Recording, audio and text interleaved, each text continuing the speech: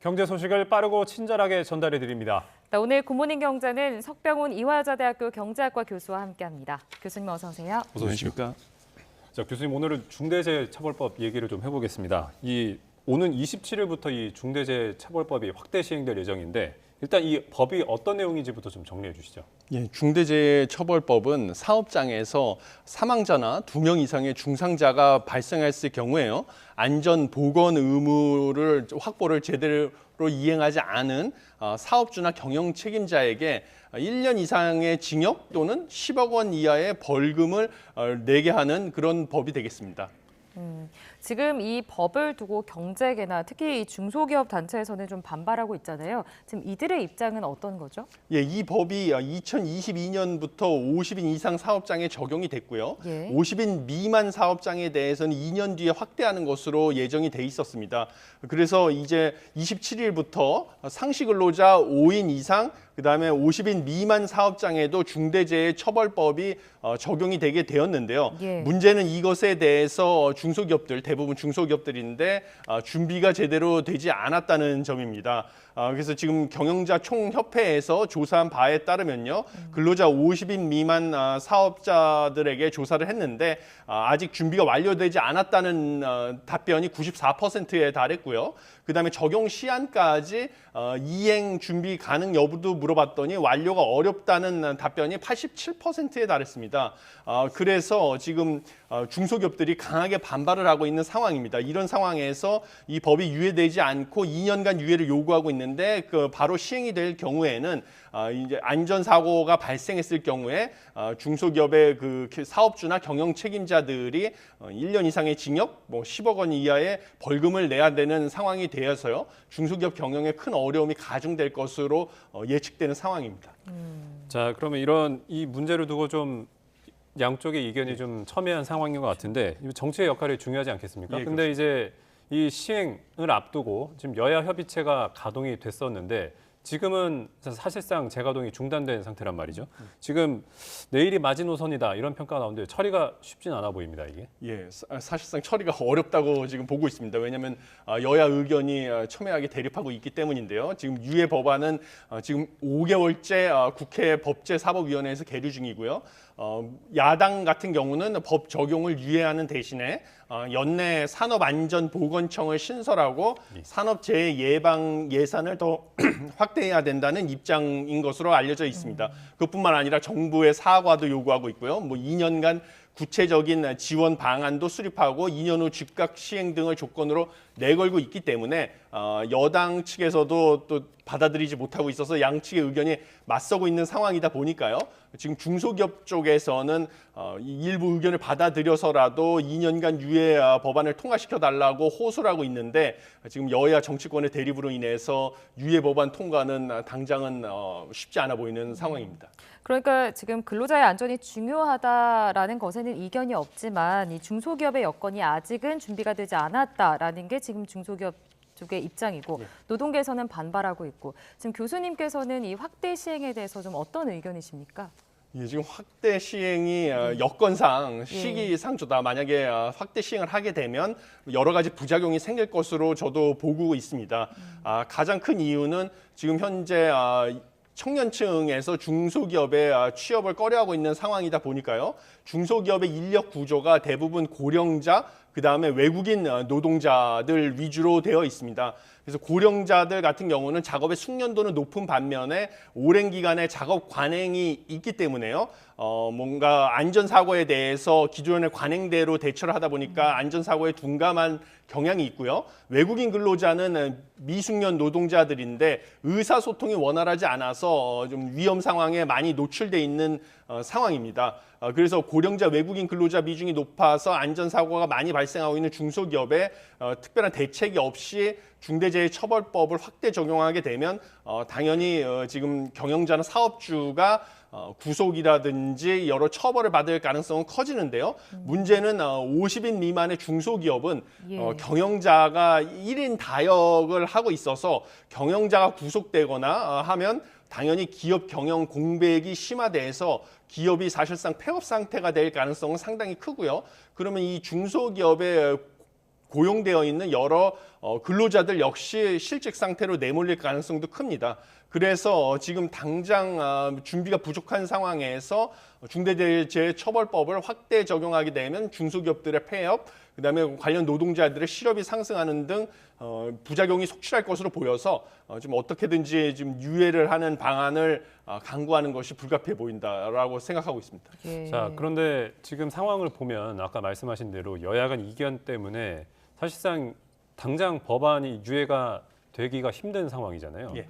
그럼 이제 확대 시행이 일단은 불가피한 상황인데 그럼 일단 시행을 한 다음에 어떤 좀 추가 지원이라든지 이런 게 좀 필요할까요, 교수님? 네, 결국은 사고 예방을 위해서 설비 교체도 해야 되고 안전보건 관리 담당자도 추가적으로 임명을 해야 되고 안전사고 예방 같은 컨설팅도 필요합니다. 이 모든 것이 50인 미만의 영세한 중소기업에서 부담하기에는 비용이 너무 많이 드는 측면이 있는 것이거든요. 네. 그러니까 결국 유예 법안을 통과시키는 것이 가장 시급한 것이지만요. 그 사이 과도기 기간에는 이런 부분에 대해서 정부의 예산 지원밖에는 해결책이 없는 것이 아니냐 지금 이렇게 보고 있습니다. 그래서 하루빨리 유예 법안이 여야 합의로 통과가 되고요. 그 상황에 그 중간 과도기에는 정부에서 안전보건 관리 담당자 임명이라든지 안전사고 예방 컨설팅 그다음에 설비 교체 같은 것에 추가적인 예산 지원을 통해서 좀 피해가 최소화될 수 있게 도와주는 것이 필요하다라고 생각하고 있습니다. 그러니까 이제 예산 지원이 결국은 근본적인 대책이다. 예. 근본적인 대책은 유예죠. 예, 그런데 예. 과도기적의 대책으로는 예산 지원이 불가피하다라고 보고 있습니다. 알겠습니다. 자, 다음 소식도 좀 짚어보도록 하겠습니다. 비트코인 소식을 좀 해봐야 될 것 같은데요. 최근에 그 현물 상장 지수펀드 ETF 승인 기대감에 굉장히 지금 급등을 했다가 쫙 빠지고 있다는 소식이 들렸습니다. 지금 뭐 얼마나 내린 거예요? 예, 지금 4만 달러 아래로 내려갔습니다. 그런데 이 4만 달러 아래라는 것이 얼마나 많이 떨어진 것이냐 보시면 작년 12월 4일 예. 이후에 2달 만에 처음으로 4만 달러 아래로 떨어진 것입니다.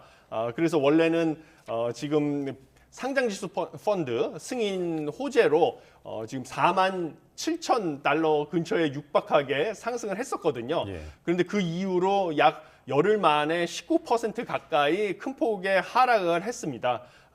그 뭐 가장 큰 여러 가지 이유가 있는데요. 가장 큰 이유는 사실 뉴스에 팔아라라는 격언이 있죠. 투자. 그래서 호재가 나온 다음에 그동안의 기대 심리로 올랐던 그 상승분에 대해서 예. 차익을 실현하고자 하는 그런 매도 욕구로 인해서 그 많은 매물이 나온 것이 첫 번째 이유고요. 또 다른 이유는 미국의 가상자산 운용사인 그레이스케일의 현물 비트코인 ETF인 GBTC에서 그 매도 물량이 엄청나게 많이 쏟아지고 있습니다. 예. 약 1조 원 가까이 지금 환매된 상황인데요. 이 하락 압력의 영향은 뭐 여러 가지가 있겠지만 일단은 이익 실현 욕구도 있고요. 또 다른 요인은 상대적으로 수수료율이 너무 높기 때문입니다. 왜냐하면 지금 현물 ETF가 출시된 다음에요. 여러 자산 운용사들에서 초기에 얼마나 많은 투자 자금을 확보하느냐가 그 업계에서 이 점유율을 높이는 그 관건이다 보니까요. 서류 수수료율 인하 경쟁이 네. 붙은 상황입니다. 그런데 이 그레이스케일 현물 비트코인 ETF가 상대적으로 수수료율이 너무 높다라고 밝혀지면서 투자 자금이 이탈하는 상황입니다. 그래서 여기서 많은 투자 자금이 환매된 영향으로 이 하방 압력이 상당 기간 지속이 돼서 비트코인 약세를 주도하고 있는 것으로 보입니다. 자, 교수님, 이따 그 미국 증시 얘기도 잠깐 해보긴 할 텐데 제가 좀 궁금한 게 지금 최근 미국 증시가 이제 기술주 중심으로 좀 화랑을 보이고 있잖아요. 예. 근데 이런 증시의 어떤 상승세와 이 비트코인의 하락 간의 관계는 혹시 뭐 이런 게 있습니까? 예, 중요한 질문이십니다. 그 지금 미국에서 투자자들 사이에서는 증시와 비트코인이 일종의 대체 관계다라고 보는 경향이 있습니다. 그래서 증시가 화랑일 때는 비트코인에서 증시로 투자 자금이 이탈을 하기 때문에 비트코인 가격이 조정을 받는다라고 주장하는 투자자들도 있고요. 또 일부 투자자들 같은 경우는 사실 기술주하고 뭐 비트코인 말고도 이더리움 계열의 뭐 가상자산 같은 경우는 그 가상자산을 바탕으로 NFT 같은 뭐 추가적인 사업 기회가 창출되기 때문에 뭐 같은 방향으로 간다라는 주장하는 투자자들도 있습니다. 근데 최근의 동향으로 봤을 때는 미국 증시, 특히 기술주가 상승을 주도하고 있는 미국 증시와 지금 가상 자산에 있는 투자 자금이 서로 이게 시장을 대체하고 있는 형국으로 보여서요. 증시 하락세가 가상 자산 시장에서 투자 자금의 이탈을 좀 촉진하는 영향도 있는 것으로 보입니다. 지금 이 비트코인 가격이 계속 그 ETF 승인 기대감이 나올 때는 중장기적으로 계속 오를 것이다, 뭐 20만 달러까지 갈 것이다 여러 의견들이 있었어요. 예. 근데 지금 이제 좀 하락하고 있는 지금 상황이고 지금 교수님께서는 좀 어려운 질문일 수 있지만 어느 정도까지 오를 거라고 전망하시고 앞으로의 비트코인 전망 어떻게 보십니까?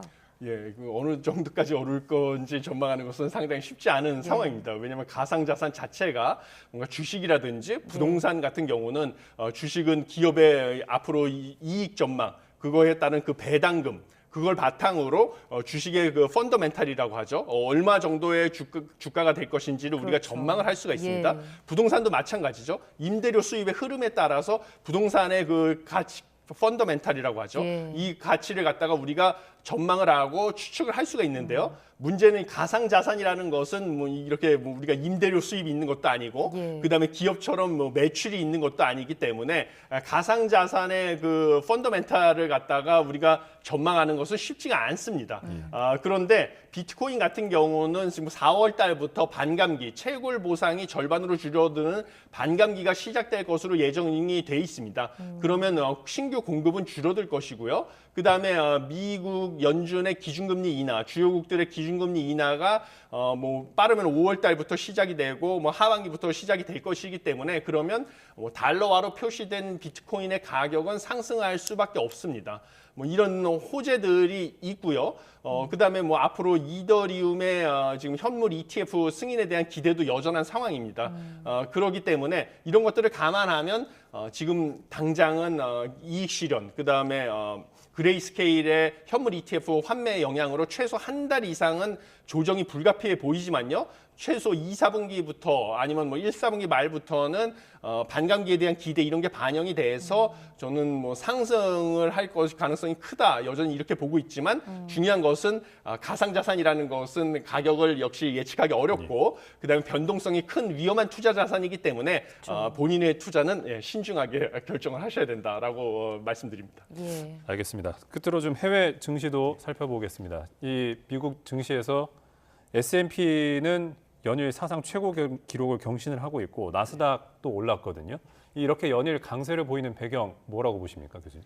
예, 지금 강세를 보이는 것은 AI 열풍에 힘입어 가지고요. 뭐 엔비디아, 메타 등 기술주 위주로 크게 상승을 하고 있습니다. 특히 기술주는 금리에 민감한데요. 지금 5월 달로 저는 전망을 하고 있는데 미 연준의 기준금리 인하가 본격적으로 시작될 것으로 예측이 되니까 당연히 기술주들의 주가가 큰 폭으로 상승을 하면서 지금 주식 가격 상승을 주도하고 있습니다. 그렇지만 문제는 다른 주식들, 예를 들면 전통적인 제조업이라든지 서비스업 주식들의 상승세가 뒷받침돼야지만 전반적인 주가가 계속 상승을 할 수가 있습니다. 근데 최근에 오늘 혼조세를 보인 이유는 뭐 존슨앤존슨이라든지 3M 같은 빅테크를 제외한 일반적인 그런 전통적인 기업들 당연히 분기 실적치는 기대 이상으로 좋았지만요. 연간 전망치라든지 다음 분기 실적 전망치가 기대에 못 미치는 수준이라서 이거에 대한 실망으로 주가가 떨어진 영향으로